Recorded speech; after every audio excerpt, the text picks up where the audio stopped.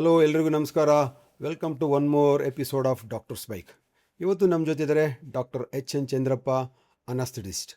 ಇವರು ಕಳೆದ 45 ವರ್ಷಗಳಿಂದ ಬೆಂಗಳೂರು ನಗರ ಮತ್ತು ಜಿಲ್ಲೆಯಲ್ಲಿ ತಮ್ಮ ವೃತ್ತಿಯನ್ನು ನಿರ್ವಹಿಸುತ್ತಿದ್ದಾರೆ. ಈ 45 ವರ್ಷದಲ್ಲಿ ಅವರು ಹಲವಾರು medical college, like Ambedkar medical college ಇರ್ಬೋದು, ಕೋಲಾರದ ಸಿದ್ಧಾರ್ಥ ಮೆಡಿಕಲ್ ಕಾಲೇಜ್ ಇರ್ಬೋದು, ಹಾಗೆ ಲೀಡಿಂಗ್ ಕಾರ್ಪೊರೇಟ್ ಹಾಸ್ಪಿಟಲ್ ಇನ್ನು ಬೆಂಗಳೂರಿನಲ್ಲಿ ಅಂದರೆ ಸಾಗರ್ ಆಸ್ಪತ್ರೆಯಲ್ಲಿ ಕಳೆದ 20 ವರ್ಷದಿಂದ ಸೇವೆ ಸಲ್ಲಿಸಿ ನಂತರ ಈಗ ಇವರು ವಿಕ್ರಮ್ ಅವರ ಹಾಸ್ಪಿಟಲಲ್ಲಿ ಸೀನಿಯರ್ ಕನ್ಸಲ್ಟೆಂಟ್ ಆ್ಯಂಡ್ HOD ಆಗಿ ಅನಸ್ಥೆಷಿಯಾಲಜಿ ಡಿಪಾರ್ಟ್ಮೆಂಟಿನ ವೃತ್ತಿಯನ್ನು ನಡೆಸ್ತಿದ್ದಾರೆ. ಇವರು ಈ 45 ವರ್ಷದಲ್ಲಿ ಲಕ್ಷಾಂತರ ರೋಗಿಗಳಿಗೆ ತಮ್ಮ ಅನಸ್ಥೆಟಿಸ್ಟ್ ವೃತ್ತಿಯಲ್ಲಿ ಆರೋಗ್ಯವನ್ನು ನೀಡಿ ಅವರು ಸೇವೆಯನ್ನು ಸಲ್ಲಿಸುತ್ತಿದ್ದಾರೆ. ಬನ್ನಿ, ಈ ಅನಸ್ತೇಷಿಯಾ ಅಂದ್ರೇನು, ಇದು ರೋಗಿಗೆ ಎಷ್ಟು ಮುಖ್ಯ ಅನ್ನೋದ್ರ ಬಗ್ಗೆ ತಿಳ್ಕೊಳ್ಳೋಣ. ಕಾರ್ಯಕ್ರಮಕ್ಕೆ ಡಾಕ್ಟ್ರನ್ನ ಸ್ವಾಗತಿಸೋಣ. ಡಾಕ್ಟ್ರೇ ನಮಸ್ಕಾರ.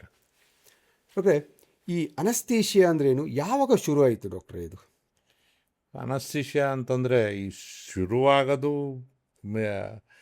ಇದರಲ್ಲಿ BCನಲ್ಲೂ ಇದೆ. ಸುಶ್ರುತ ಕಣ್ಣು ಆಪ್ರೇಷನ್ ಮಾಡಿರೋದು, ಸರ್ಜರಿ ಅವನ್ನೆಲ್ಲ ಮಾಡಿರೋದಿದೆ. ಇದು ರೀಸೆಂಟಾಗಿ ಚೆನ್ನಾಗಿ ಡೆವಲಪ್ ಆಗಿರೋದು ಈಗ ಒಂದು 100-150 ವರ್ಷದಿಂದ ಹೊಸ ನೈಟ್ರಸ್ ಆಕ್ಸೈಡ್ ಕಂಡುಹಿಡಿದ ಮೇಲೆ, ಆಮೇಲೆ ಬೇರೆ ಸರ್ಜರಿನ ಮಾರ್ಫಿನ್ ಎಲ್ಲ ಕಂಡುಹಿಡಿದ ಮೇಲೆ, ಅದು every year, every decade, every ಸೆಂಚುರಿಗೆ ಅದು ಇವಾಲ್ವ್ ಆಗಿ ಈ ಸ್ಟೇಜಿಗೆ ಬಂದು ನಿಂತಿದೆ. ಎಕ್ಸ್ಟ್ರಾಡಿನರಿ ಸೇಫ್ಟಿ ಇದರಲ್ಲಿ ಈಗ ಇಲ್ಲಿ ಬಂದು ನಿಂತಿದೆ.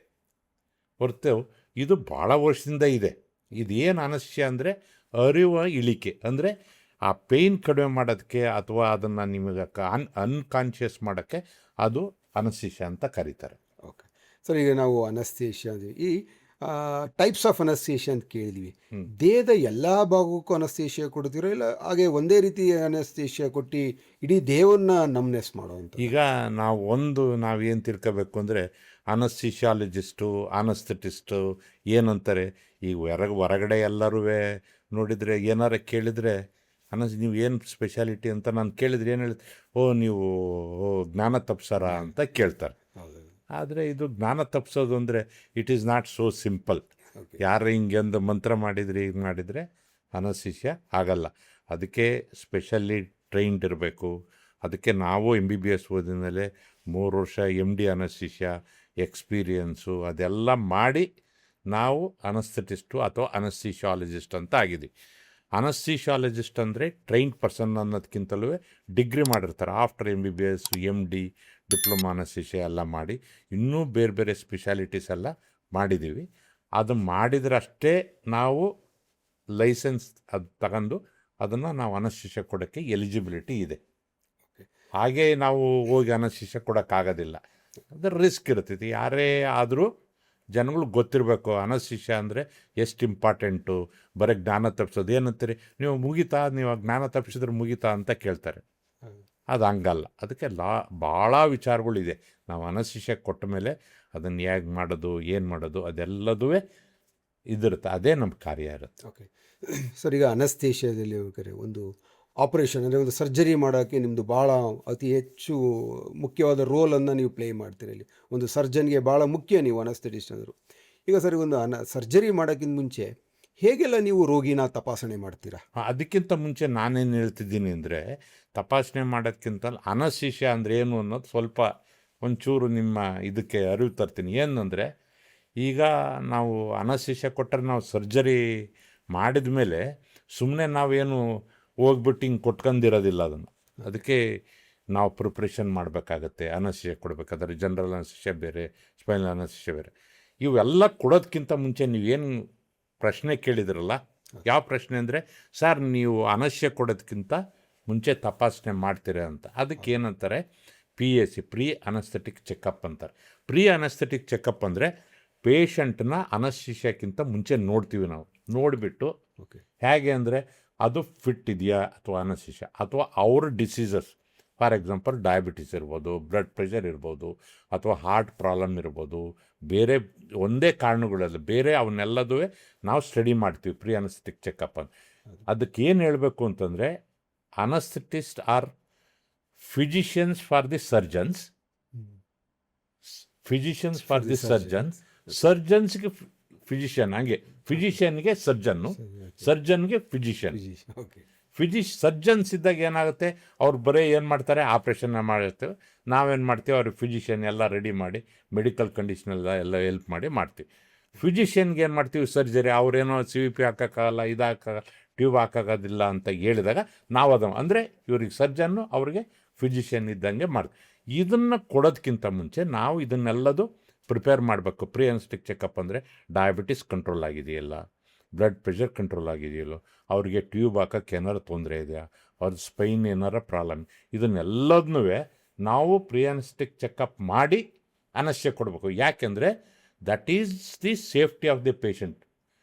ನಾವು ಏನೇ ಪ್ರಾಬ್ಲಮ್ ಇದ್ದರೂ we can plan in the during surgery ಏನೇನು ಮಾಡಬೇಕು, ಏನು ಪ್ರಿಕಾಷನ್ಸ್ ತಗೋಬೇಕು ಅಂತ ನಾವು ನೋಡಿದ ಮೇಲೆ ಅದು ಸ್ಮೂತ್ ರನ್ನಿಂಗ್ ಇರೋದು, ಯಾವುದೇ ತೊಂದರೆ ಇಲ್ದಂಗೆ ಮಾಡೋಕ್ಕೆ pre anaesthetic checkup is very important in anaesthesia practice. Okay sir, ಈಗ ಒಂದು ಸರ್ಜರಿ ಮುಂಚೆ ನೀವು ಅನಸ್ಥೆಟಿಸ್ ಹೇಳಿದೆಲ್ಲ ತಪಾಸಣೆ ಮಾಡಿದಾಗ ಹೇಳ್ತೀರಾ, ಒಂದು 10ರಿಂದ 12 ಗಂಟೆಗಳ ಕಾಲ ಏನೂ ತಗೋಬಾರ್ದು ದೇಹಕ್ಕೆ ಅಂತೀರಾ, ನೀರು ತಗೋಬಾರ್ದು, ಆಹಾರನೂ ತಗೋಬಾರ್ದು. ಕಾರಣ ಏನು ಸರ್ ಇದಕ್ಕೆ? ಇದು ಏನಂದರೆ 12 ಗಂಟೆ ಬೇಕಾಗಿಲ್ಲ, ಒಂದು 12 ಗಂಟೆ ನಾವು ಯಾಕೆ ಹೇಳ್ತೀವಿ ಅಂದರೆ, ಯಾರಾದರೂ ಬೇರೆಯವ್ರು ಏನಾದ್ರು ಇದ್ರೆ ತಗೋಬೇಕು ಅಂತ. ಅದು ಯಾಕೆ ಅಂದರೆ, ಈಗ ನೀರು ತಗೊಂಡ್ರೆ, ಊಟ ಮಾಡಿದರೆ, ಅನಸ್ಟಿಷಿಯಾ ಕೊಡಬೇಕಾದ್ರೆ ನಾವು ಎಂಡೋಟ್ರೆಕಿಯಲ್ ಟ್ಯೂಬ್ ಅಂತ ಜನರಲ್ ಅನಸ್ಟಿಷಿಯಾ ಕೊಡ್ತೀವಿ. ಜನರಲ್ ಅನಸ್ಟಿಷಿಯಾ ಕೊಟ್ಟಾಗ ಏನಾಗುತ್ತೆ, ಆ ಜಠರದಾಗ ಅಂದರೆ ಸ್ಟೊಮಕ್ನಾಗಿರೋದು ಅನಸ್ಟಿಷಿಯಾ ಡ್ರಗ್ಸಿಂದಲೋ ಅಥವಾ ಟ್ಯೂಬ್ ಹಾಕಬೇಕಾದ್ರೆ ಅದು ರೀಗಜಿಟೇಟ್ ಅಂದರೆ ವಾಂತಿಯಾಗಿ ಅದು ಶ್ವಾಸನಾಳಕ್ಕೆ ಹೋಗ್ಬಿಟ್ಟು ಅಥವಾ ಲಂಗ್ಸ್ಗೆ ಹೋಗ್ಬಿಟ್ಟು ಅವ್ರ ಜೀವಕ್ಕೆ ಅಪಾಯ ಆಗೋಂಥ ಚಾನ್ಸಸ್ ಇರುತ್ತೆ. ಆ ಜೀವಕ್ಕೆ ಅಪಾಯ ಆಗೋಂಥದನ್ನು ನಾವು ಅವಾಯ್ಡ್ ಮಾಡೋಕ್ಕೆ ನಾವೇನು ಮಾಡ್ತೀವಿ, ಕೀಪ್ ದಮ್ ನಿಲ್ಲುವರಲ್ಲಿ. ಅಂದರೆ ಏನು ಮಾಡ್ತೀವಿ, ಊಟ ತಗೋಬೇಡ್ರಿ, ನೀವು 6-10 ಬೆಳಗ್ಗೆ ಸರ್ಜರಿ 10 ಗಂಟೆ ಮೇಲೆ ಏನು ತಗೋಬೇಡಿ. ಯಾಕೆ ಹೇಳ್ತೀವಿ ಅದನ್ನು ಅಂದರೆ, ಕಾಂಪ್ಲಿಕೇಶನ್ ಆಗ್ದಂಗೆ ಇರಲಿ ಅಂತ ಹೇಳ್ತೀವಿ. ಇನ್ನೊಂದು ಜನ ಏನು ಮಾಡ್ತಾರೆ, ಸಾರು ಏನೋ ಬಾಯಾರಿಕೆ ಆಗ್ಬಿಡ್ತು, ಸ್ವಲ್ಪ ನೀರು ಕುಡಿದ್ಬಿಟ್ಟೆ. ಅದು ಏನೂ ಆಗೋದಿಲ್ಲ. ಈಗ ಸೋ ಮೆನಿ ಸ್ಟಡೀಸು, 2 ಅವರ್ಸ್ ಆದರೆ ಸಾಕು, 3 ಅವರ್ಸ್ ಆದರೆ ಸಾಕು. ಆಮೇಲೆ ಯಾವ ಫುಡ್ ತಗೊಂಡ್ರಿ ಅನ್ನೋದು ಇಂಪಾರ್ಟೆಂಟ್. ಈಗ ಫಾರ್ ಎಕ್ಸಾಂಪಲ್ ಮಿಲ್ಕ್ ತಗೊಂಡ್ರಿ ಅಥವಾ ನೀರು ಕುಡಿದ್ರಿ ಅಥವಾ ಅದು ಜಲ್ದಿ ಅದು ಸ್ಟೊಮಕ್ಕಿಂದ ಜಲ್ದಿ ಎಂಟಿ ಆಗಿಬಿಡುತ್ತೆ. ಎಂಟಿ ಆದಾಗ ಅದೇನೂ ಪ್ರಾಬ್ಲಮ್ ಆಗೋದಿಲ್ಲ. ಅದೇನು ಯಾವಾಗಲೂ ಸಾಲಿಡ್ ಫುಡ್ ತಗೊಂಡಾಗ ಅದು ಜೀರ್ಣ ಆಗೋಕ್ಕೆ ಟೈಮ್ ತಗೊಂತೈತಿ. ಆವಾಗ ಅನಸ್ಟಿಷಿಯಾನ ಜಲ್ದಿ ಏನಾದರೂ ಕೊಟ್ಟರೆ ಅದು ರೀಗಜಿಟೇಟ್ ಆಗಿ ಜೀವಕ್ಕೆ ಅಪಾಯ ಆಗುತ್ತೆ ಅಂತ ಅದಕ್ಕೆ ನಿಲ್ಲೋರಲ್ಲಿ ಇಡಿ ಅಂತ ನಾವು ಇನ್ಸ್ಟ್ರಕ್ಷನ್ಸ್ ಹೇಳ್ತೀವಿ. ಪೇಷಂಟ್ಸ್ಗೂ ಸ್ಪೆಸಿಫಿಕ್ಕಾಗಿ ನಾವು ಪ್ರೀ ಅನಸ್ಟಿಕ್ ಚೆಕಪ್ ಹೋದಾಗ ಅದನ್ನೆಲ್ಲ ಹೇಳಿ ಬರ್ತೀವಿ, ಇನ್ಸ್ಟ್ರಕ್ಷನ್ಸ್ ಎಲ್ಲ ಬರಿತೀವಿ. ಓಕೆ ಸರ್, ಕೆಲವು ನಾವು ಪೇಷಂಟ್ಗಳು ರೋಗಿಗಳಿಗೆ ಕೇಳಿದ್ದೀವಿ, ಎಲ್ಲ ನಾರ್ಮಲ್ ಆಗಿತ್ತು ಅಂತ OT ಕರ್ಕೊಂಡು ಹೋಗ್ತೀರಾ, ಟೇಬಲಿಂದ BP ಜಾಸ್ತಿ ಇದೆ ಅಂತ ಮತ್ತೆ OT ಕ್ಯಾನ್ಸಲ್ ಮಾಡ್ತೀರಾ. ಕಾರಣ ಏನು ಸರ್ ಇದು? ಈಗ ನಾವು ಹೇಳಿದ್ದೇ ಏನು, ನಾವು ಪ್ರೀ ಅನಸ್ಟಿಕ್ ಚೆಕಪ್ ಮಾಡಿದ್ದೇ ಯಾಕೆ ಅಂದರೆ, BP ಸರಿ ಇದೆಯೋ ಡಯಾಬಿಟಿಸ್ ಸರಿ ಇದೆಯೋ ಅಂತೆಲ್ಲ ನೋಡಿರ್ತೀವಿ ನಾವು. ಹೌದೌದು. ನೋಡಿದಾಗ ಏನಾಗುತ್ತೆ, ಅದು ಸರಿ ಇರಲಿಲ್ಲ ಅಂದರೆ ತೊಂದರೆ ಆಗುತ್ತೆ. BP ಜಾಸ್ತಿ ಇದ್ದರೆ ಅದರದ್ದೇ ಒಂದು BPದೇ ಒಂದು ದೊಡ್ಡ ಕತೆ, ಅದನ್ನು ಹೇಳ್ಬೋದು. ಅದನ್ನೇ ಒಂದು ಎಪಿಸೋಡ್ ಮಾಡಿ BPದು ಏನಂತ ಯಾರೇ ಫಿಸಿಷಿಯನ್ಸ್ ಆದರೆ ಅದನ್ನು ಹೇಳ್ತಾರೆ. ಈಗ ನಾವು ಯಾಕೆ ಅದನ್ನು ಹೇಳ್ತೀವಿ ಅಂದರೆ, ಅನಸ್ಟಿಷಿಯಾ ಕೊಡಬೇಕಾದ್ರೆ BP ಹೆಚ್ಚಿಗೆ ಆಗ್ಬೋದು. ಎಂಡೋಟ್ರೆಕಿಯಲ್ ಟ್ಯೂಬ್ ಅಂತ ಹಾಕಿದಾವಲ್ಲ, ಟ್ಯೂಬ್ ಹಾಕಿದಾಗ ಹೆಚ್ಚಿಗೆ ಆಗ್ಬೋದು. ಬೇರೆ ಯಾವುದೇ ರೀಸನ್ಗಾದರೂ ಇರ್ಬೋದು, ಒಂದು ಡ್ರಗ್ಸ್ ಕೊಟ್ಟರೆ ಹೆಚ್ಚಿಗೆ ಆಗ್ಬೋದು. BP ಹೆಚ್ಚಿಗೆ ಆದರೆ ಏನಾಗ್ತೈತೆ, ಹಾರ್ಟ್ ಅಟ್ಯಾಕ್ ಆಗ್ಬೋದು, ಬ್ರೈನ್ ಎಮರೇಜ್ ಆಗ್ಬೋದು, ಸ್ಟ್ರೋಕ್ ಆಗ್ಬೋದು. ಇದೆಲ್ಲದೂ ಇರೋದ್ರಿಂದ ಆ ಕಾಂಪ್ಲಿಕೇಶನ್ಸ್ ಆಗದೆ ಇರಲಿ ಅಂತ BP ಕಂಟ್ರೋಲ್ ಮಾಡಿ ಚೆನ್ನಾಗಿ ಮಾಡಿದ ಮೇಲೆ ಮತ್ತೆ ಆಪ್ರೇಷನ್ನಿ ತಗೊಂತೀವಿ. ಈಗೇನಾಗಿದೆ, ಒಂದು ಇರ್ಬೋದು BP ಜಾಸ್ತಿ ಆದಾಗ ನಾವು ಎಲ್ಲರಿಗೂ ಆಗಲ್ಲ. ಫಾರ್ ಎಕ್ಸಾಂಪಲ್ ನಾರ್ಮಲ್ ಪೇಷಂಟ್ ಇರುತ್ತೆ, ಪ್ರೀವಿಯಸ್ ರೆಕಾರ್ಡ್ ಮಾಡಿರ್ತೀವಿ, ಅದು 130/80 120/70 ಎಲ್ಲ ಬ್ಲಡ್ ಪ್ರೆಷರ್ ಇತ್ತು ಅಂದರೆ ಯೂಶ್ವಲಿ ಕ್ಯಾನ್ಸಲ್ ಮಾಡೋಕ್ಕೆ ಹೋಗೋದಿಲ್ಲ. ಯಾಕೆ ಕ್ಯಾನ್ಸಲ್ ಮಾಡಲ್ಲ ಅಂದರೆ, ಮೊದಲವಾಗ ಬಂದಿರುತ್ತೆ. ಯಾರೇ ಪೇಷಂಟ್ಸ್ ಆಪ್ರೇಷನ್ ಥಿಯೇಟ್ರ್ ಒಳಗಡೆ ಬಂದರೆ ಟೆನ್ಷನ್ ಇದ್ದೇ ಇರುತ್ತೆ, ಆ್ಯಂಗ್ಸೈಟಿ ಇರುತ್ತೆ. May be anxiety induced hypertension ಅಂತ ಹೇಳ್ತೀವಿ. ಆಮೇಲೆ ಡ್ರಗ್ಸ್ ತಗೊಂಡಂಗೆ ಇರ್ಬೋದು, ಹಿಂದಿನ ದಿವಸ ಪೇಷಂಟ್ ಅದನ್ನೆಲ್ಲ ಕೊಟ್ಕೊಂಡು ಈಗೆಲ್ಲ ಕ್ಯಾನ್ಸಲ್ ಮಾಡೋಕ್ಕೆ ಹೋಗೋದಿಲ್ಲ. ಕ್ಯಾನ್ಸಲ್ ಮಾಡಿದ್ರೆ ಭಾಳ ಇತ್ತು, ಸಿಕ್ಕಾಪಟ್ಟೆ 200/100 110 ಇದ್ದರೆ ಮಾಡಲ್ಲ. ಯೂಶ್ವಲಿ 140 150 ಇದ್ದರೆ ಅಥವಾ 130 140 ಹಿಂಗೆಲ್ಲ ಇದ್ದರೆ ಕೊಡ್ತೀವಿ. ಅದಕ್ಕೆ BP ಇದ್ದರೆ ಯಾರೋ ಒಂದೊಂದು ಸಾರಿ ಹೇಳಿರ್ತಾರೆ ಕೇಸ್ ಕ್ಯಾನ್ಸಲ್ ಆಗಿರುತ್ತೆ ಅಂತ. ಕ್ಯಾನ್ಸಲ್ ಆತಣ್ಣ ಯಾಕೆ ಕ್ಯಾನ್ಸಲ್ ಆಯ್ತು ಸುಲಭವಾಗಿ ಹೇಳ್ಬೇಕು ಅಂದರೆ ಬಿ ಪಿ ಜಾಸ್ತಿ ಇತ್ತು ಅದಕ್ಕೆ ಅಂತ ಹೇಳಿರ್ಬೋದು. ಓಕೆ, ಅದು ನಿಮ್ಮ ಗಮನಕ್ಕೆ ಬಂದಿರ್ಬೋದು. ಹೌದೌದು. ನನಗೆ ಅನಿಸ್ದಂಗೆ ಅಷ್ಟೇನು ಅದು ಇದಲ್ಲ, ಬಟ್ ವಿಲ್ ಬಿ ಕೇರ್ಫುಲ್ ಅಷ್ಟೆ. ಬಿ ಪಿ ಜಾಸ್ತಿ ಇದೆ. ಸರ್, ನಿಮ್ಮ ಅನಸ್ತೇಷಿಯಾದಲ್ಲಿ ಈ ಜನರಲ್ ಅನಸ್ತೇಷಿಯಾ ಅಂದರೆ ಯಾವುದೆಲ್ಲ ಸರ್ಜರಿಗೆ ನೀವು ಜನರಲ್ ಅನಸ್ತೇಷಿಯಾ ಕೊಡ್ತೀರಾ? ಈಗ ನೀವು ಅನಸ್ತೇಷಿಯಾ ಟೈಪ್ ಹೇಳಿದ್ರಲ್ಲ, ಈಗ ಲೋಕಲ್ಲು, ರೀಜನಲ್ಲು, ಜನರಲ್ ಅನಸ್ತೇಷಿಯಾ ಅಂತ ಇರುತ್ತೆ. ಎಪಿಡೋರಲ್. ಅದೇ ರೀಜನಲ್ ಅನಸ್ತೇಷಿಯಾದಾಗ ಎಪಿಡ್ಯೂರಲ್ಲು, ಸ್ಪೈನಲ್ಲು ಎಲ್ಲವೂ ಇರ್ತವೆ. ಈಗ ಜನರಲ್ ಅನಸ್ತೇಷಿಯಾ ಅಂತಂದರೆ ಹೆಡ್ ಟು ಟೋ ಇದ್ದರೆ ಮಾಡಿದರೆ, ಅಥವಾ ಅಬ್ಡಾನ್ ಸರ್ಜರಿ ಅಥವಾ ಲಂಗ್ಸು ಬೇರೆದಲ್ಲ. ಈಗ ಫಾರ್ ಎಕ್ಸಾಂಪಲ್ ಲಿಂಬ್ ಸರ್ಜರಿ ಅಂತ ಇರುತ್ತೆ. ಲಿಂಬ್ ಸರ್ಜರಿಗೆ ಏನು ಮಾಡ್ತೀವಿ, ರೀಜನಲ್ ಬ್ಲಾಕ್ ಸ್ಪೈನಲ್ ಕೊಡ್ತೀವಿ, ಎಪಿಡ್ಯೂರಲ್ ಕೊಡ್ತೀವಿ. ಆಮೇಲೆ ಲಿಂಬ್ಗಾದರೆ ಅಪ್ಪರ್ ಲಿಂಬ್ ಆದರೆ ಬ್ರೇಕಿಯಲ್ ಬ್ಲಾಕು, ಇಂಟರ್ಸ್ಕ್ಯಾಲಿನ್ ಬ್ಲಾಕ್ ಅಂತೆಲ್ಲ ಕೊಡ್ತೀವಿ. ಈಗ ಚೆಸ್ಟ್ ಮಾಡಬೇಕಾಗತ್ತೆ, ಈಗ ನೆಕ್ನ ಮಾಡಬೇಕಾಗತ್ತೆ, ಅಥವಾ ಬ್ರೈನ್ ಸರ್ಜರಿ ಐತೆ, ಅದನ್ನು ನಾವೆಲ್ಲ ಮಾಡಬೇಕು ಅಂದರೆ ಜನರಲ್ ಅನಸ್ತೇಷಿಯಾ ಕೊಡ್ತೀವಿ. ಓಕೆ. ಈಗ ನಮಗೆ ಗೊತ್ತಿರೋಂಗೆ ಬೆಂಗಳೂರಲ್ಲಿ ಸುಮಾರು ಹಾಸ್ಪಿಟ್ಲರು ಡಾಕ್ಟರ್ ಚಂದ್ರಪ್ಪ ಅಂದರೆ ಎಪಿಡ್ಯೂರಲ್ ಚಂದ್ರಪ್ಪ ಅಂತಾರೆ. ಕಾರಣ ಏನು ಸರ್ ನಿಮ್ಗೆ? ಅಯ್ಯೋ ಹಂಗೇನಿಲ್ಲ. ಎಪಿಡ್ಯೂರಲ್ಲು ನಾವೆಲ್ಲ ಪ್ರಾಕ್ಟೀಸ್ ಮಾಡ್ತಿದ್ದು, ಈಗೆಲ್ಲ ಅದೆಲ್ಲ ಇತ್ತು. ಸ್ವಲ್ಪ ರಿಸ್ಕ್ ತಗೊಂಡು ಎಲ್ಲ ತೋಲು ಮಾಡ್ತಿದ್ದೆ ಅಷ್ಟು ಬಿಟ್ಟು ಅದಕ್ಕೇನು ಹೇಳೋದಿಲ್ಲ. ಎಲ್ಲರೂ ಕೊಡ್ತಾರೆ, ಈಗ ಭಾಳ ಜನ ಇದ್ದಾರೆ ಕೊಡ್ತಾರೆ. ಈಗ ಆವಾಗ ನಮ್ಮದು ಈ ಟೆಕ್ನಿಕ್ಕು ಎಲ್ಲ ನಮ್ಮ ಪ್ರೊಫೆಸರ್ ಇದ್ದರು ಡಾಕ್ಟರ್ ರಾಮಮೋಹನ್ ರಾವ್ ಅಂತ, ಅವರು you was very fond of this one. ಅವ್ರು ನೋಡೇ ಕಲ್ತಿದ್ದು ನಾನು, ಅವ್ರನ್ನೆಲ್ಲ ಕಲ್ತಿದ್ದು, ಅವರೆಲ್ಲದೂ ಕೊಡೋರು. ಹಂಗೆ ಈಗೆಲ್ಲರೂ ನಾನು ಪ್ರಾಕ್ಟೀಸ್ ಸ್ಟಾರ್ಟ್ ಮಾಡಿದಾಗ ಹಂಗಿರಲಿಲ್ಲ ಇಂಥ ಫೆಸಿಲಿಟೀಸ್. ಈಗೆಲ್ಲ ಎಪಿಡ್ಯೂರಲ್ ಕೆನಲುಗಳದಾವೆ, ಅಲ್ಟ್ರಾಸೌಂಡ್ ಗೈಡೆಡ್ ಎಪಿಡ್ಯೂರಲ್ ಸ್ಪೇಸಸ್ ಎಲ್ಲ ಮಾಡ್ತಿದ್ದಾರೆ. ನಾವು ರೀಜನಲ್ ಬ್ಲಾಕ್ಸ್ ಮಾಡಬೇಕಾದ್ರೆ ಆವಾಗ ಯಾಕೆ ಅವೈಲಬಿಲಿಟಿ ಅಂದರೆ ಜನರಲ್ ಅನಸ್ತೇಷಿಯಾ ಕೊಡೋಕ್ಕೆ ಫೆಸಿಲಿಟೀಸು ಅವೆಲ್ಲ ಇರಲಿಲ್ಲ.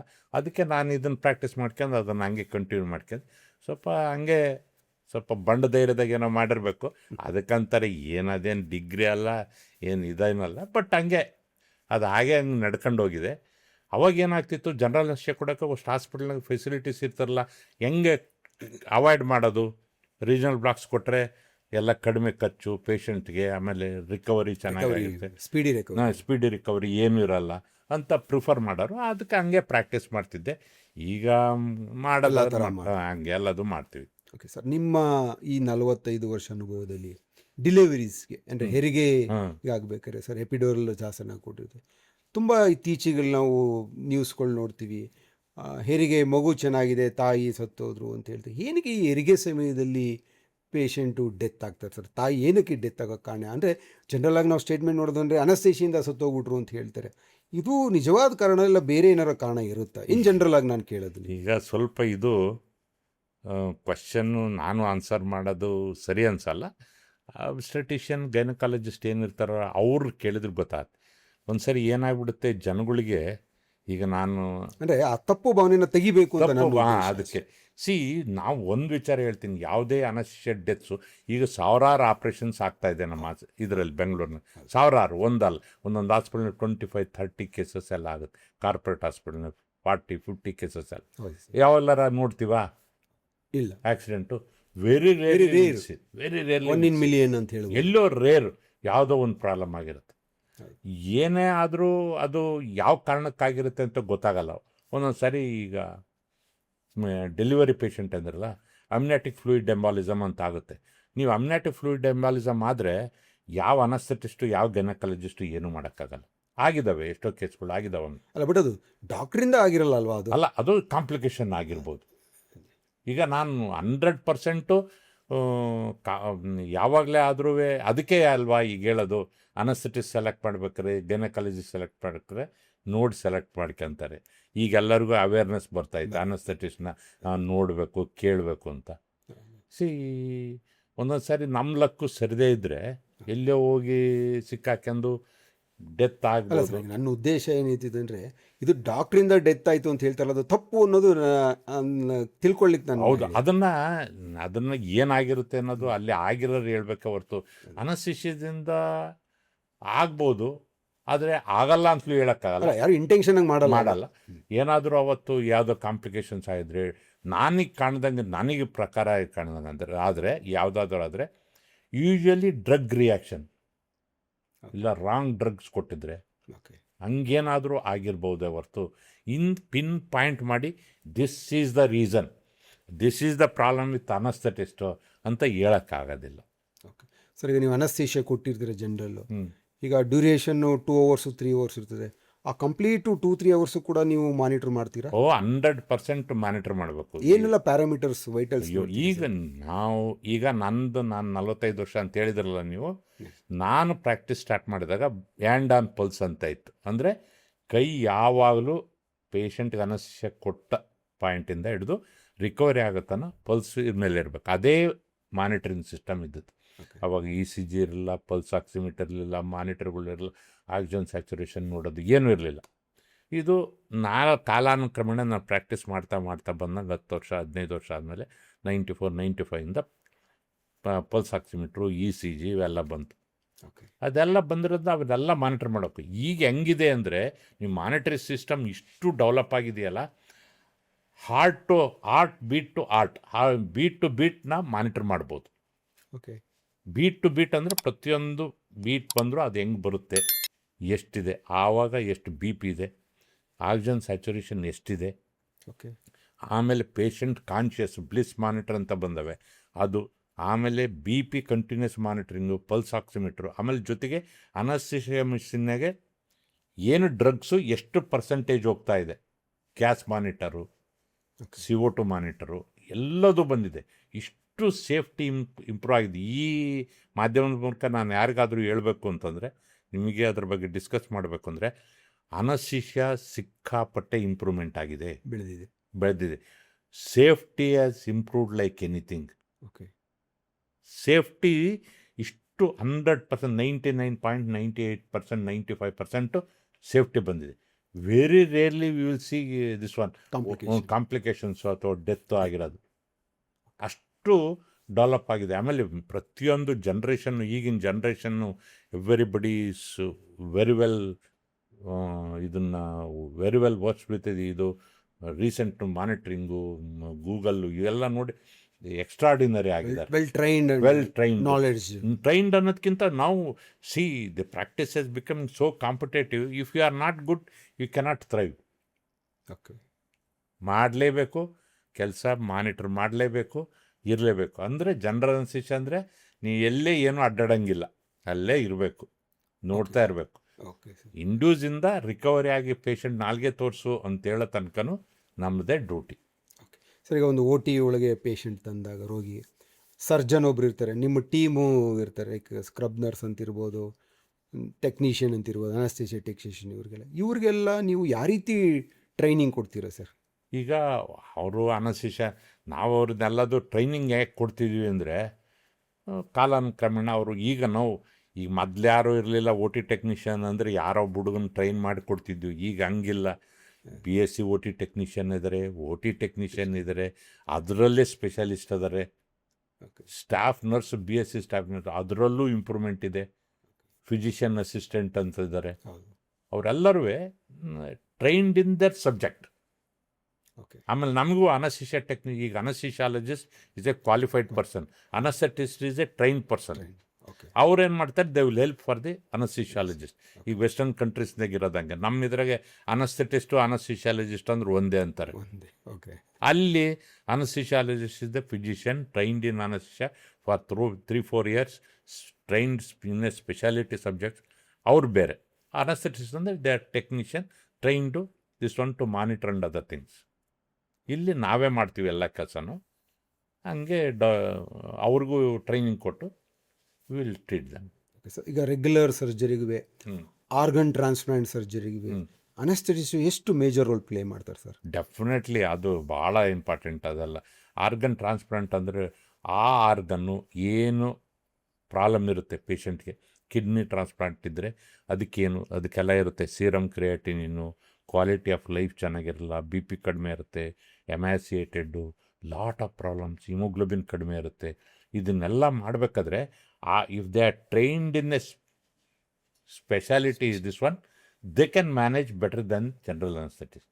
ಫಾರ್ ಎಕ್ಸಾಂಪಲ್, ನಾನು general anaesthetist, I worked in cardiac, but I am not practising. Whatever's done cardiac anaesthetist or organ transplant anaesthetist are definitely better than the general this one practising anaesthetic. See cardiac anaesthetist ಅಂದರೆ they will be better than anybody. For example they know in and out of the management of the cardiac anaesthesia. CABG ಮಾಡಬೇಕಾದ್ರೆ how they will do it, ಅದೆಲ್ಲ important. ಹಂಗೆ transplant of organ also specialised. They know what to do what not to do. ನಾನೇ ಹೋಗಿ ಅದನ್ನು ಮಾಡೋಕ್ಕಾಗಲ್ಲ. Transplant ಅಂದರೆ ನಾವು ಮಾಡಲ್ಲ, I don't want to practice.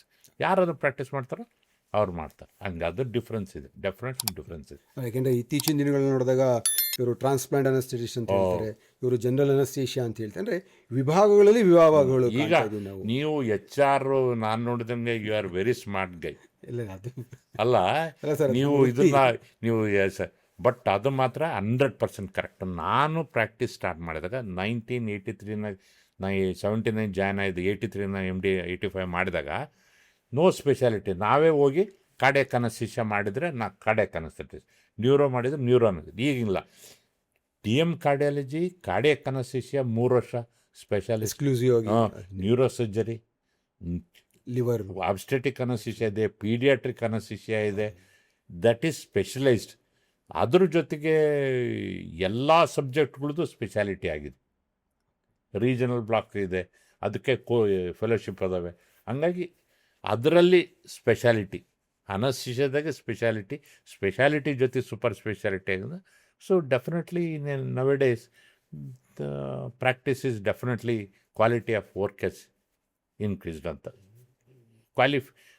Quality is improved, ಅಷ್ಟು ಮಾತ್ರ ಹೇಳ್ಬೋದು. ಈ ಫೀಮೇಲ್ ಪೇಷಂಟ್ಗಳು ಹೆರಿಗೆ ನಂತರ ಡೆಲಿವರಿಲಿ ನನಗೆ ಸೊಂಟಕ್ಕೆ ಇಂಜೆಕ್ಷನ್ ಕೊಟ್ಟಿದ್ರು, ಆವಾಗಿಂದ ಸೊಂಟು ನೋವು ಬರೋಕ್ಕೆ ಶುರುವಾಗಿದೆ, ನನಗೆ ಹೋಗೇ ಇಲ್ಲ ಅಂತ ಹೇಳ್ತಾರೆ. ಇದು ಎಷ್ಟು ಸತ್ಯ ಸರ್? ಇದು ನಾವು ಅವ್ರು ಏನು ಹೇಳ್ತಾರೆ ಪೇಷಂಟ್ಸ್ ನನಗೆ ಬಂದು ಸಿಸೇರಿಯನ್ ಮಾಡಿದಾಗ, ಮೂಳೆಗೆ ಚುಚ್ಚಿದ್ರು, ಪ್ರಾಣ ಹೋದಂಗೆ ಆಯಿತು ಅಂತ. ನಮ್ಮ ಪೇಷಂಟ್ಸು ನನಗೆ ಹೇಳಿಲ್ಲ, ಬಟ್ ಆದರೆ ಆ ಸ್ಪೈನಲ್ ಕೊಟ್ಟಾಗ ಏನಾಗುತ್ತೆ ಅಂತ ಹೇಳಿದ್ರು. ನಾವು ಕೊಡೋದು ಮೂಳೆಗಲ್ಲ, ಕೊಡೋದು ಅದು ಬಿಟ್ವೀನ್ ದಿ ವರ್ಟಿಬ್ರಾ ಇರುತ್ತೆ, ಜಾಗ ಇರುತ್ತೆ, ಕೊಡ್ತೀವಿ. ಅದು ನಾವು ಒಂದು ಸಾರಿ ಏನೋ 1-2 ಸಾರಿ ಚುಚ್ಚಿರ್ಬೋದು ಏನು, ಬಟ್ಟು ಅದರಲ್ಲಿ ನಮ್ಮ ಬುಕ್ಸ್ನಲ್ಲೂ ಬರೋದಿಲ್ಲ, ಎಲ್ಲೂ ಇಲ್ಲ ಸೊಂಟ ನೋವು ಬರುತ್ತೆ ಅಂತ. ಆ ಪೇಷಂಟ್ಸ್ಗೆ ಒಂಥರ ಅದೊಂದು ಸಾರಿ ಕೊಟ್ಬಿಟ್ಟಿರ್ತಾರೆ.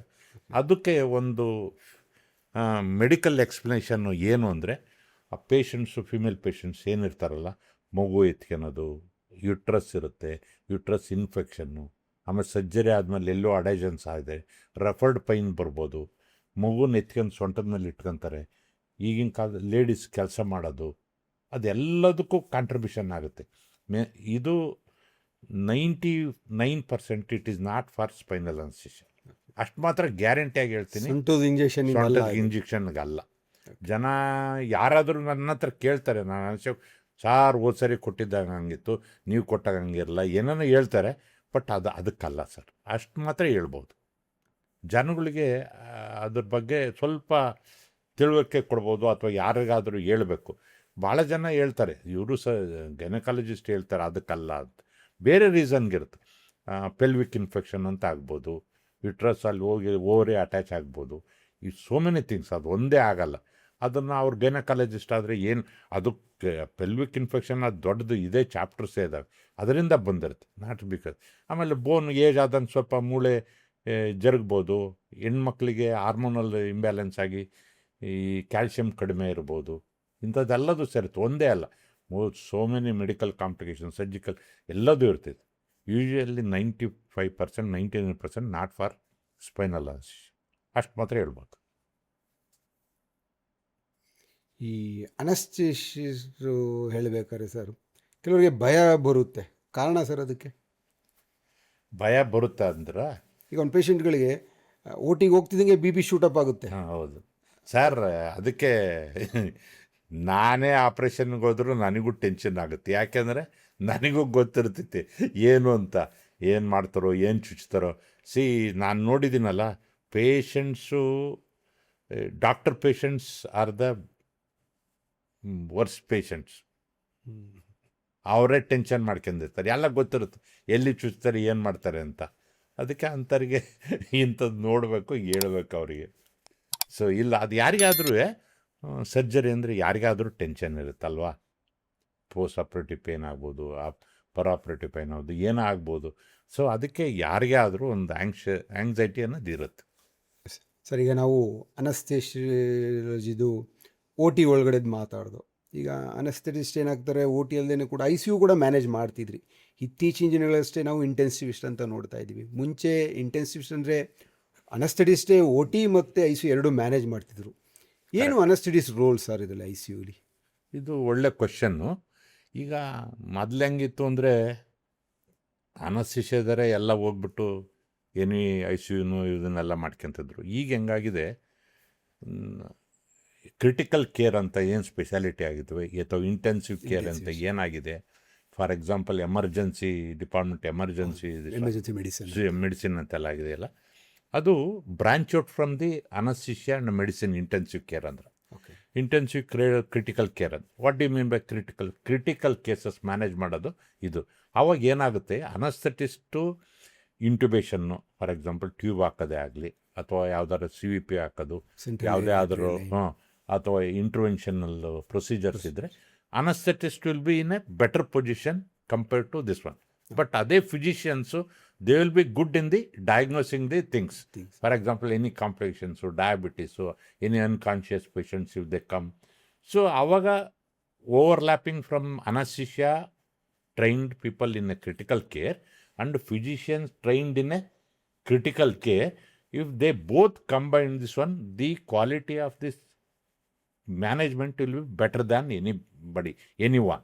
Okay. So that is the reason invariably nowadays the practice in a corporate hospital or any this one, physicians going for a critical care management, anesthetist going for a critical management is quite nicely we can manage safely. For example, quality of the management will be better with any anesthetist. You can dedicate towards the Dedicate to this one. Now this is what you are telling is right. Now almost a lot of younger generation is going towards the critical care and emergency medicine. Why andre now with this one you have to struggle in anesthesia practice. ಬೆಳಗಿಂದ ಸಾಯಂಕಾಲ ಅದು 8 hours duty. So ಹೋಗ್ತಾರೆ ಬೆಳಗ್ಗೆ ಇದು manage ಮಾಡ್ತಾರೆ. That is better. Sometimes ನಾನು I will joke with the my critical care teams, ನೋಡ್ರ ನೀವು ಆರಾಮಾಗಿರೋಕೆ ಅಲ್ಲಿ ಬಂದಿದ್ದೀರಿ ನೀವು ಅಂತ. It is not like that. That is also very important branch and developing branch. And ನೌಡೇಸ್ patients also they expect quality of care, especially critical care. And the patients are paying huge money for the care. And if you don't take care of them, definitely there will be a problem. So that is the reason ಭಾಳ ಜನ ಅದಕ್ಕೆ ಹೋಗ್ತಾ ಇದ್ದಾರೆ. Developing subject, lot of improvement, ಈ recent ಅಡ್ವಾನ್ಸಸ್ಸು ಭಾಳ ಸಿಕ್ಕಾಪಟ್ಟೆ develop ಆಗ್ತಾ ಇದೆ. It is a good branch. Sir, ಈಗ ಈ ಅನಸ್ಥೆಟಿಸ್ಟ್ಗಳೆಲ್ಲ ಈಗ ಈ ಪೇಯ್ನ್ ಆ್ಯಂಡ್ ಮ್ಯಾನೇಜ್ಮೆಂಟ್ ಅನ್ನೋದು ಕೂಡ ಒಂದು ಸ್ಟಾರ್ಟ್ ಆಗಿದೆ ಇತ್ತೀಚಿನ ದಿನಗಳಲ್ಲಿ. ಪೇಯ್ನ್ ಮ್ಯಾನೇಜ್ಮೆಂಟ್ ಇತ್ತು ಅದು, ಈಗ ನಾವು it has becoming A speciality. ಈ ಪೇಯ್ನ್ ಮ್ಯಾನೇಜ್ಮೆಂಟ್ ಅಂದರೆ ಏನು ಸರ್? ಈಗ ಪೇಯ್ನ್ ನೋವಿಲ್ದಂಗೆ ಯಾರಿದ್ದಾರೆ ಹೇಳಿ? ನೋವಿಲ್ದಂಗೆ ಯಾರಿದ್ದಾರೆ? ಏನಾದರೂ ನೋವಿರ್ಬೋದು ಅಲ್ವಾ? ಫಾರ್ ಎಕ್ಸಾಂಪಲ್ ಬ್ಯಾಕ್ ಏಕ್ ಇರ್ಬೋದು, ಶೋಲ್ಡರ್ ಪೇಯ್ನ್ ಇರ್ಬೋದು, ಜಾಯಿಂಟ್ ಪೇಯ್ನ್ ಇರ್ಬೋದು, ಎಲ್ಲ ತೊಲೆ ಪೇಯ್ನು. ಆಮೇಲೆ ಸೈಕಾಲಜಿಕಲಿ ಅರ್ಧಕ್ಕರ್ಧ ಪೇಯ್ನ್ ಅಂತಲೇ ಅಂತ ಇರ್ತಾರೆ ಪೇಷಂಟ್. ಈ ಕ್ರಾನಿಕ್ ಪೇಯ್ನ್ ಮ್ಯಾನೇಜ್ಮೆಂಟು ಅಂದರೆ ಇದು this is psychological or chronic pain man. For example palliative ಇದೆ, ಮೆಲಿಗ್ನೆನ್ಸಿ ಪೇಷಂಟು, ಸೆಕೆಂಡ್ರೀಸು, ಅದೆಲ್ಲ that is a huge fast subject pain management. So relief and other things is becoming, it is gaining lot of importance and that is a specialised practice. ನಾವು with ultrasound guided ಎಲ್ಲ pain relief, pain management ಎಲ್ಲ ಮಾಡ್ತಿದ್ದಾರೆ. ಅದೆಲ್ಲದೂ ಭಾಳ ಚೆನ್ನಾಗಿ develop ಆಗ್ತಾ ಇದೆ. And that is really rewarding. ಇಲ್ಲಿ ಪೇಷಂಟ್ಗೆ ಅಂದರೆ ರೋಗಿಗಳಿಗೆ ಬೆನಿಫಿಟ್ ಇದೆ. ಪೇಯ್ನ್ ದಿಸ್ ಯಾವ ರೀತಿ ಬೆನಿಫಿಟ್ ಸಿಗ್ಬೋದು? ಈಗ ಫಾರ್ ಎಕ್ಸಾಂಪಲ್ ಕ್ರಾನಿಕ್ ಪೇಯ್ನ್ ಇರ್ತೈತೆ, ಬ್ಯಾಕ್ ಏಕ್ ಇರುತ್ತೆ, ಫೇಸಡ್ ಜಾಯಿಂಟ್ಸ್ ಪೇಯ್ನ್ ಇರುತ್ತೆ, ಶೋಲ್ಡರ್ ಪೇಯ್ನ್ ಇರ್ತವೆ. ಅವಕ್ಕೆಲ್ಲದು ಲೋಕಲ್ ಇಂಜೆಕ್ಷನ್ ಅದೆಲ್ಲ ಮಾಡ್ತಾರೆ ಅವರೆಲ್ಲ. ಸೊ ಇದು even that is also one of the interesting subject. ಅದು that is also specialised in this one. ಅದು ಅನಸ್ಥೆಟಿಸ್ಟ್ ಏನು ನರ್ವ್ ಬ್ಲಾಕ್ಸು ಅವೆಲ್ಲ ಕೊಡ್ತಾರೋ ಅವರು they can do better than anybody. ಮೊದಲೆಲ್ಲ ಹಂಗಿರಲಿಲ್ಲ. ಈಗ lot of orthopaedic surgeons, physicians, some people they refer the case for the pain management. Post operative pain ಯಾಕೆ chronic pain ಏನು ಕೊಟ್ಟರು ಕಡಿಮೆ ಆಗಿರಲ್ಲ. ಅದು ಕೊಟ್ಟರೆ ಕಡಿಮೆ ಆಗುತ್ತೆ. ಎಪಿಡ್ಯೂರಲ್ ಎಪಿಡ್ಯೂರಲ್ ಇಂಜೆಕ್ಷನ್ ಕೊಡ್ತಾರೆ ಒಂದೊಂದು ಸಾರಿ ನರ್ವ್ ಇದಕ್ಕೆ, ಫ್ಯಾಸೆಟ್ ಜಾಯಿಂಟ್ಸಿಗೆ ಕೊಡ್ತಾರೆ, ಆಮೇಲೆ ಕಾಕ್ಸಿಜಲ್ ಜಾಯಿಂಟ್ಸ್ ಅವಕ್ಕೆಲ್ಲ ಕೊಡ್ತಾರೆ. ಅದೆಲ್ಲ ಗುಡ್ ರಿಲೀಫ್ ಸಿಗುತ್ತೆ. ಓಕೆ ಸರ್, ಈಗ ನಿಮ್ಮ ಅನಸ್ಥೆಟಿಸ್ಟ್ ಡಿಪಾರ್ಟ್ಮೆಂಟ್ ಬಗ್ಗೆ ಎಷ್ಟನ್ನು ಮಾತಾಡೋದು, ಈ ನಿಮ್ಮ ಕಳೆದ 45 ವರ್ಷದಲ್ಲಿ ಒಂದು ತುಂಬ ನಿಮಗೆ ಫನ್ನಿ ಅಂಥದ್ದು ಯಾವ್ದಾದ್ರು ಇನ್ಸಿಡೆಂಟ್ ನಡೆದಿದೆಯಾ OT ಥಿಯೇಟ್ರ್ ಒಳಗೆ? ಫನ್ನಿ ಇನ್ಸಿಡೆಂಟ್ ನಾನು ಫನ್ನಿ ಇನ್ಸಿಡೆಂಟ್ ಅನ್ನೋದಕ್ಕಿಂತಲೂ I enjoy by talking actually. Okay, I enjoy joke ಮಾಡೋದು ಇದು ಯಾಕೆಂದ್ರೆ ನನಗೆ ಪ್ರಪಂಚನೇ ಬೇರೆ ಇಲ್ಲ. 4 ಗೋಡೆ ಮಧ್ಯದಲ್ಲಿ 4 ಗೋಡೆ ಮಧ್ಯೆ 45 ವರ್ಷ ಆಯ್ತು. 1979 ಮೇಯಿಂದ ಮಾಡ್ತಾನೆ ಇದ್ದೀನಿ OT ಒಳಗಡೆ. ಇನ್ನು ನನಗೇನು ಇಲ್ಲ ಹೊರಗಡೆ. ಓಕೆ, ಆ್ಯಕ್ಚುಲಿ ಈಗ ಸ್ವಲ್ಪ ಕಡಿಮೆ ಮಾಡಿದ್ದೀನಿ ಪ್ರಾಕ್ಟೀಸ್. ಹಾಕ್ಬಿಟ್ರೆ ಮೊದಲೆಲ್ಲ ಬೆಳಿಗ್ಗಿಂದ ಸಾಯಂಕಾಲ ತಾನೇ ಓಡಾಡೋದು. ಏನು ಅಂದರೆ ನಾನೇನು ಅಂದರೆ ಸ್ವಲ್ಪ ಬೈಯೋದು ಜಾಸ್ತಿ. ಆ ಹುಡುಗರಿಗೆ ತಮಾಷೆ ಮಾಡಿ ಬೈದ್ಬಿಟ್ಟು ಇಷ್ಟು enjoy. But lot of my good friends surgeons are there.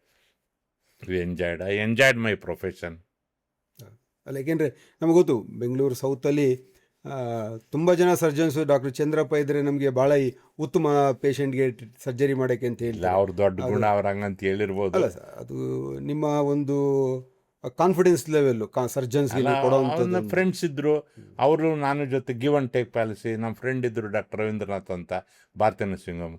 ನಾನಿದ್ರೆ ನೀನಿದ್ರೆ ನಮಗೇನಂತ ಏನು ಅದು ಒಂಥರ ನಮಗೂ ಒಂಥರ ಇದಿತ್ತು. ಭಾಳ ಜನ ಇದ್ದರು. ಡಾಕ್ಟರ್ ಹೇಮಾ ದೇವಕ್ಕರ್ ಅಂತ, ಇದು lot of hospitals, doctor Roop ಎಂದು ಆರ್ಥೋಪೆಡಿಕ್ಸ್ ನೀನಿದ್ರೆ ಅಂತ ಅನ್ನೋರು. ಅದೊಂಥರ ಏನು ಅಂದರೆ ಅದು ಹೆಂಗೆ ಅಂದರೆ ಇದು ಇದು ಒಳ್ಳೆ ಕ್ವಶನ್ ಕೇಳಿದ್ರಿ. ಅದಕ್ಕೆ ಏನಂತ ಹೇಳ್ತೀನಿ, ಇದು ಅನಸ್ಥೆಟಿಸ್ಟ್ ಸರ್ಜನ್ಸ್ ಗಂಡ ಹೆಂಡ್ತಿ ಇದ್ದಂಗೆ. ಗಂಡ ಹೆಂಡ್ತಿ ಜಗಳ ಮಾಡಿದ್ರು ಮತ್ತು ಸಾಯಂಕಾಲಕ್ಕೆ ಮತ್ತೆ ಒಂದಾಗಲೇಬೇಕು, ಡೈವರ್ಸ್ ಆಗೋಕ್ಕಾಗಲ್ಲ. ಇಲ್ಲ, ಪೇಷಂಟ್ ಹೊಟ್ಟೋಗುತ್ತೆ. ಅದಕ್ಕೆ ಏನೇ ಆದ್ರೂ ಗಂಡ ಹೆಂಡ್ತಿ ಇದ್ದಂಗೆ ಅನಸ್ಥೆಟಿಸ್ಟು ಸರ್ಜನ್ ಅಂತ. ಇದು ಪ್ರೈವೇಟ್ ಪ್ರಾಕ್ಟೀಸ್ನಾಗೆ ಅಡ್ಜಸ್ಟ್ ಆಗಲೇಬೇಕು, ಇದಾಗಲೇಬೇಕು. ಅದೇ ಮೆಡಿಕಲ್ ಕಾಲೇಜ್ಗೆ ಹೋದ್ರೆ ಅನಸ್ಥೆಟಿಸ್ಟು ಸರ್ಜನ್ಸ್ ಜಗಳ. ಬಟ್ ಪ್ರೈವೇಟ್ ಪ್ರಾಕ್ಟೀಸ್ ಹಂಗಿಲ್ಲ. You have to adjust, you have to practise. ಅದನ್ನೇ ಹೇಳ್ತಿರ್ತೀನಿ. ಒಂದು ಆಸ್ಪತ್ರೆಯಲ್ಲಿ ಸರ್ಜರಿಗಳು ಅಂದರೆ OTಲಿ ಸಕ್ಸಸ್ ರೇಟ್ ಚೆನ್ನಾಗಿದೆ, ಒಳ್ಳೆಯದಾಗಿದ್ದರೆ ಮೇಯ್ನ್ ಅದಕ್ಕೆ ಅನಸ್ಥೆಟಿಸ್ಟೇ ಕಾರಣಕರ್ತರು ಅಂತೀನಿ. ಯಾಕೆಂದರೆ ನೀವು ಎಷ್ಟು ಪೇಷಂಟ್ಗೆ ಒಂದು ಕಾನ್ಫಿಡೆನ್ಸ್ ಲೆವೆಲ್ ತುಂಬ್ತೀರಾ, ಅಷ್ಟೇ ಲೆವೆಲ್ ನೀವು ಸರ್ಜನ್ಗಳಿಗೂ ಕೂಡ ತುಂಬ್ತೀರಾ. ಆಗ ಸರ್ಜನ್ಗೆ ಒಂದು ಧೈರ್ಯ ಬರುತ್ತೆ, ನಾನು ಏನು ಬೇಕಾದ್ರೂ ಸರ್ಜರಿ ಮಾಡ್ಬೋದು ಅಂತ. ಅದಕ್ಕೆ ಒಂದು ಅನಸ್ಥೇಷಿಯಾಲಜಿ ಏನಾಗಿದೆ ಅಂದರೆ ಎಲೆಮರ ಕಾಯಿ ಥರ ಆಗಿಬಿಟ್ಟಿದೆ. ಇದೆ, ಭಾಳ ಚೆನ್ನಾಗಿ ಹೇಳಿದ್ರಿ. ಅದನ್ನು ಅದು ನಾನು ಬೆನ್ನು ತಟ್ಕೋಬೇಕಷ್ಟೇ. ಆದರೆ ಅಲ್ಲ, ನಾವು ನೋಡಿರೋದ್ರಿಂದ. ಇಲ್ಲ ನೀವು ಮೆಡಿಕಲ್ ಹೆಲ್ತ್ ಇದ್ರ ಸೆಕ್ಟರ್ನಾಗ ಇರೋದ್ರಿಂದ ಭಾಳ ಚೆನ್ನಾಗಿ ಗೊತ್ತಿದೆ ನಿಮಗೆ. ಅದು ನಿಜನೇ ಇದೆ, ಅದು ನಿಜನೇ. ನಾನು ಐಡೆಂಟಿಫೈ ಮಾಡಲ್ಲ. ಯಾವಾಗ ಐಡೆಂಟಿಫೈ ಮಾಡ್ತಾರೆ ಅಂದರೆ, ನಾನು ವಾಯ್ಸ್ ಕೇಳ್ಬಿಟ್ಟು ಹೊರಗಡೆ ಲಿಫ್ಟ್ನಾಗ ಡಿಸ್ಚಾರ್ಜ್ ಆಗ್ತಾರೆ, ಏನ್ರಿ ಹೇಗಿದ್ದೀರಿ ಅಂತ ಕೇಳಿದಾಗ ನೀವ ಸಾರ್ ಅಂತಂತಾರೆ. ಅಂದರೆ ನಾನು ಎಲೆಮರೆ ಕಾಯಿನೆ, ಸಂಬಂಧ ಇಲ್ಲ. ಬಟ್ ಆದರೂ ಐ ಎಂಜಾಯ್ ಮೈ ವರ್ಕ್. ಅವರು ಸರ್ಜನ್ಸು ಅವರು ಯಾವಾಗಲೂ ಹೋಗ್ತಾ ಇರ್ತಾರೆ. ಅದಕ್ಕೆ ಅವ್ರು ನಮ್ಮ ಫ್ರೆಂಡ್ ಹೇಳ್ತಿದ್ರು, ನೀನು ಬಂದು ಪ್ರಿಯಾನ್ಸ್ಟಿಕ್ ಚೆಕಪ್ ಮಾಡು, ಬಂದು ಅವ್ರಿಗೋಗಿ ಮಾತಾಡ್ಸು, ಅವ ನೆನ್ಪಿಟ್ಕೊಂತಾರೆ ಅಂತ. ಅದು ಆಗಲ್ಲ ಬಸ್ಸು, ನೀವೇ ತಗೊಳ್ಳಿ ಅಂತ ನಾನು ತಮಾಷೆ ಮಾಡ್ತಿದ್ದೆ. ಸೊ ಎಲೆಮರೆ ಕಾಯಿನೆ behind this screen. But it is a noble profession, noble job. Whatever said and it is a good profession. That much I can tell you. Okay sir, ಈಗ ಇಷ್ಟೊತ್ತರೆಗೂ ನಿಮ್ಮ ಅನಸ್ಥೀಷಿಯಾ ಬಗ್ಗೆ ಮಾತಾಡೋದು, ನಿಮ್ಮ ಬಿಡುವಿನ ವೇಳೆಯಲ್ಲಿ ನಿಮ್ಮ ವೈಯಕ್ತಿಕ ವಿಚಾರ ಬಂದರೆ ಸರ್, ಫ್ರೀ ಟೈಮಲ್ಲಿ ಏನು ಮಾಡ್ತೀರಿ ಸರ್? ನಿಮ್ಮ ಹಾಬೀಸ್ ಏನು? ಮೊದಲು ಫ್ರೀ ಟೈಮಿನೇ ಇರಲಿಲ್ಲ. ಫ್ರೀ ಟೈಮ್ ಅಂದ್ರೆ ಏನು ಇರಲಿಲ್ಲ ಮೊದಲೇನು. ನಾನು ಕ್ಲಬ್ಗೆ ಹೋಗಲ್ಲ, ಏನೂ ಮಾಡೋದಿಲ್ಲ, ನನ್ನ ಎಲ್ಲೂ ಇಲ್ಲ. ನೋಡಿ ಈ ಮೂವಿ ನೋಡೋದು, ಇಲ್ಲಾಂದ್ರೆ ಅಷ್ಟೇ, ಇನ್ನೇನು ಮಾಡೋದಿದೆ. ಅಂದರೆ ಬೇರೆ ಹಾಬೀಸ್ ಏನಿಲ್ವ ಸರ್? ಆಟ ಆಡೋದು. I enjoy my walk. Okay, morning and evening I to go for a walk and I manage this one. Okay, ನಮ್ಮ ವೀಕ್ಷಕರಿಗೆ ಏನು ಮೆಸೇಜ್ ಕೊಡೋಕ್ಕೆ ಇಷ್ಟಪಡ್ತೀರಾ? ಯಾಕೆಂದರೆ ನಿಮ್ಮ ಕಳೆದ 45 ವರ್ಷಗಳಲ್ಲಿ ಲಕ್ಷಾಂತರ ಪೇಷಂಟ್ಗಳು ನೋಡಿದ್ದೀರಾ, ರೋಗಿಗಳು ನೋಡಿದ್ದೀರಾ, ಹಲವಾರು ಮೆಡಿಕಲ್ ಕಾಲೇಜಲ್ಲಿ ಕೆಲಸ ಮಾಡಿದ್ದೀರಾ, ಕಾರ್ಪೊರೇಟ್ ಹಾಸ್ಪಿಟಲ್ಗಳು ನೋಡಿದ್ದೀರಾ. ಇವೆಲ್ಲ ನೋಡಿದಾಗ ನಿಮಗೊಂದು ಮನಸ್ಸಿಗೆ ಒಂದು ಬಂದಿರುತ್ತೆ, ಆರೋಗ್ಯ ಅನ್ನೋದನ್ನು ಸಂಪಾದನೆ ಮಾಡೋದಲ್ಲ, ಗಳಿಸೋದು ಅಂತ ಹೇಳ್ತೀವಿ. ಆ ಥರ ಒಂದು ಮೆಸೇಜ್ ಕೊಡಬೇಕಂದ್ರೆ ವೀಕ್ಷಕರಿಗೆ ಏನು ಹೇಳೋಕ್ಕೆ ಇಷ್ಟಪಡ್ತೀರಾ ಸರ್? ಇದನ್ನು ಹೇಳ್ಬೇಕು ಅಂದರೆ ಅನಸ್ಥೀಷಿಯಾ ಅನ್ನೋದು ಒಂದು important subject, important this one. ಈಗ ನೀವು ಒಂದು ಟ್ಯಾಕ್ಸಿ ತಗೊಂಡ್ರೆ ನೀವು ಗೊತ್ತಿರೋ ಟ್ಯಾಕ್ಸಿ ಡ್ರೈವರ್ ತಗೊಂತೀರಿ ಅಲ್ವಾ, ಟ್ರಾವೆಲ್ ಮಾಡ್ಬೇಕಾದ್ರೆ.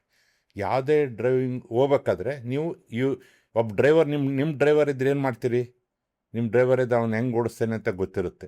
ಹಾಗೆ ಡ್ರೈವರ್ನ ಸೆಲೆಕ್ಟ್ ಮಾಡ್ಕೋಬೇಕು ಅಂದರೆ ನೀವು ಅನಸ್ತೀಷಿಯನ್ನು ಸೆಲೆಕ್ಟ್ ಮಾಡಬೇಕು ಸರ್ಜನ್ಸ್ ಜೊತೆಗೆ ಅಂತ ನನ್ನ ಒಂದು ಅಡ್ವೈಸು. ಒಂದು ಇನ್ವೇರಿಯಬಲಿ ಸರ್ಜನ್ಸ್ ಅವರು ಯೂಶ್ವಲಿ ಸೆಲೆಕ್ಟ್ ಮಾಡ್ಕೊತಾರೆ ಅನಸ್ಥೆಟಿಸ್ಟು ಗೊತ್ತು. Every surgeon will be knowing how I am, ನಾನೆಂಥ ಅನಸ್ಥೆಟಿಸ್ಟು, ನಾನು ಹೆಂಗೆ ಮಾಡ್ತೀನಿ ಅಂತ ಅವ್ರು ಸೆಲೆಕ್ಟ್ ಮಾಡ್ಕೊತಾರೆ. ಇದರಲ್ಲಿ ನೀವು ಹೇಳ್ದಂಗೆ ಎಲೆಮರೆಕಾಯಿ ಇದ್ದಂಗೆ ಅಲ್ವಾ, ನೀವು ಹೇಳ್ದೆ ನಾವು ಎಲೆಮರೆಕಾಯಿನೇ. ಸರ್ಜನ್ಸ್ ಇನ್ವೇರಿಯಬಲಿ ಏನು ಮಾಡ್ತಾರೆ, ಯಾರು ಕರೆಕ್ಟ್ ಪರ್ಸನ್ನು, ಪ್ರಾಬ್ಲಮ್ ಕೇಸ್ ಇದ್ದರೆ ನನ್ನೇ ಕಾಯ್ತಾರೆ, ಬೇರೆ ಸಿಂಪಲ್ ಇದ್ದರೆ ಇದನ್ನು ಮಾಡ್ತಾರೆ, ಹಂಗೆಲ್ಲದು ಮಾಡ್ತಾರೆ. ಹಂಗಾಗಿ ಸರ್ಜನ್ ಮೇಲೆ ಡಿಪೆಂಡ್ ಇದಿರೋದ್ರಿಂದ ನಮ್ಮನ್ನು ಸೆಲೆಕ್ಟ್ ಮಾಡೋದು ಡಿಪೆಂಡ್ಸ್. ಅಥವಾ ಒಂದು ಹಾಸ್ಪಿಟ್ಲಿಗೆ ಏನಿದ್ರೆ ಯಾರು ಅನಸ್ಥೆಟಿಸ್ಟು ಸರಿ ಕೇಳ್ತಾರೆ, ನೀವೇ ಬರಬೇಕು ಅಂತಾರೆ, ಹೋಗಿರ್ತೀವಿ. But actually speaking it is a surgeon selection. ನಮ್ಮದು ಒಂದೊಂಚೂರು ಇರ್ತೈತೆ, ಬಟ್ ಸರ್ಜನ್ ಸೆಲೆಕ್ಷನ್ ಅಂಥದ್ದು ಏನಿಲ್ಲ. ಬಟ್ ಏನಂದರೆ ಎಲ್ತ್ ಚೆನ್ನಾಗಿ ಮೇಂಟೈನ್ ಮಾಡ್ಕೊಂಡ್ರೆ ವಾಕು ಗೀಕು ಎಲ್ಲ, ಎಲ್ತ್ ಈಸ್ ಎ ವೆಲ್ತ್. ಆಮೇಲೆ ಅನಸ್ತೀಷಿಯಾ ಕಾಂಪ್ಲಿಕೇಶನ್ಸು ಇವೆಲ್ಲ ಆಗುತ್ತಲ್ಲ, ಅದು ನಾನು ನೋಡಿದಂಗೆ ಎಷ್ಟೋ ಸಾರಿ ಪೇಷಂಟು ಉಳಿಯೋದಿಲ್ಲ ಅಂತ ಅನಸ್ತೀಷಿಯಾ ಕೊಟ್ಟಿರ್ತೀವಿ. Patient they will recover and they will go home, ನಡ್ಕೊಂಡು ಹೋಗ್ತಾರೆ, ನೋಡಿದ್ದೀನಿ. ಅದರಷ್ಟು ಸಂತೋಷ ಯಾವುದೂ ಸಿಕ್ಕಲ್ಲ. ಹಂಗೂ ಆಗಿದೆ, ಸಿಂಪಲ್ ಯಾವುದಕ್ಕೋ ಸಿಂಪಲ್ ಪ್ರೊಸೀಜರಿಗೆ ಬಂದು ಕಾಂಪ್ಲಿಕೇಶನ್ ಆಗಿರೋದು ನೋಡಿದ್ದೀನಿ. ಲಕ್ಕಿಲಿ ನಮ್ಗೆ ಆಗಿಲ್ಲ, ಬೇರೆಯವ್ರು ನೋಡಿದ್ದೀವಿ, ಆಗಿದ್ದೀವಿ, ಆಗ್ತವೆ. ಅದಕ್ಕೆ ನಮ್ಮ ಅದೃಷ್ಟನೂ ನಮ್ಮ ಹಣೆ ಬರೋನು ಇಂಪಾರ್ಟೆಂಟು. ಅದಕ್ಕೆ ಸರಿಯಾಗಿ ಅದನ್ನು ಹೇಳೋಕ್ಕಾಗಲ್ಲ, ಯಾರು ದೇವರೇ ಹೇಳಬೇಕು, ನಾನಂತೂ ಹೇಳೋಕ್ಕಾಗಲ್ಲ. ನನ್ನ ಮೆಸೇಜ್ ಏನಂದ್ರೆ ಅದೃಷ್ಟನೂ ಚೆನ್ನಾಗಿರ್ಬೇಕು, ಎಲ್ತ್ ಮೇಂಟೈನ್ ಮಾಡ್ಕೊಳ್ಳಿ ಅಷ್ಟೇ ಅಂತ ನಂದು. ಇನ್ನೇನಾರು ನೀವು ಆ್ಯಡ್ ಮಾಡೋದಾದ್ರೆ ಮಾಡಿರಿ. ನೀವು ಹೆಲ್ತ್ ಸೆಕ್ಟರ್ನಾಗಿರೋರು ಹೇಳ್ತೀರಿ, ನೀವು ನನಗೆ ಹಂಗೆ ಹೇಳೋಕ್ಕೆ ಬರಲ್ಲ ಅದು. ವೀಕ್ಷಕರೇ, ಇಷ್ಟೊತ್ತವರೆಗೂ ನಾವು ಡಾಕ್ಟ್ರು ಚಂದ್ರಪ್ಪ ಅವ್ರ ಹತ್ರ ಈ ಅನಸ್ಥೆಟಿಸ್ಟ್ ಅಂದ್ರೇನು, ಅನಸ್ಥೇಷಿಯಾಲಿ ಡಿಪಾರ್ಟ್ಮೆಂಟು ಎಷ್ಟು ಮುಖ್ಯ ಒಂದು ಆಸ್ಪತ್ರೆಗೆ ಮತ್ತು ರೋಗಿಗೆ ಅಂತ ತಿಳ್ಕೊಂಡು, ಮತ್ತು ಅವರು ಹಾಗೆ ಅವರ ಅನುಭವದಲ್ಲಿ ಒಂದು ಮಾತು ಹೇಳಿದ್ರು, ರೋಗಿಗಳು ಆರೋಗ್ಯವನ್ನು ಇಟ್ಕೋಬೇಕು, ಬೆಳಗ್ಗೆ ಸಂಜೆ ವಾಕ್ ಮಾಡಿ. ಅಂದರೆ ಯಾವುದೇ ಒಂದು ಆಸ್ಪತ್ರೆ ಇರೋದು, ಡಾಕ್ಟ್ರ್ ಇರ್ಬೋದು, ರೋಗಿ ಬರಲಿ ಅಂತ ಯಾರೂ ಇಷ್ಟಪಡಲ್ಲ. ಹಾಗೆ ನಮ್ಮ ಆರೋಗ್ಯ ನಮ್ಮ ಕೈಲಿರುತ್ತೆ. ಇಷ್ಟೊತ್ತು ಬಂದು ನಮ್ಮ ಈ ಕಾರ್ಯಕ್ರಮದಲ್ಲಿ ಅನಸ್ಥೆಟಿಸ್ಟ್ ಬಗ್ಗೆ ಮಾಹಿತಿಯನ್ನು ನೀಡಿದಂಥ ಡಾಕ್ಟರ್ ಚಂದ್ರಪ್ಪ ಅವರಿಗೆ ಡಾಕ್ಟರ್ಸ್ ಮೈ ಪರವಾಗಿ ನಾವು ಧನ್ಯವಾದಗಳು ಹೇಳ್ತೀವಿ. ನಮಸ್ಕಾರ.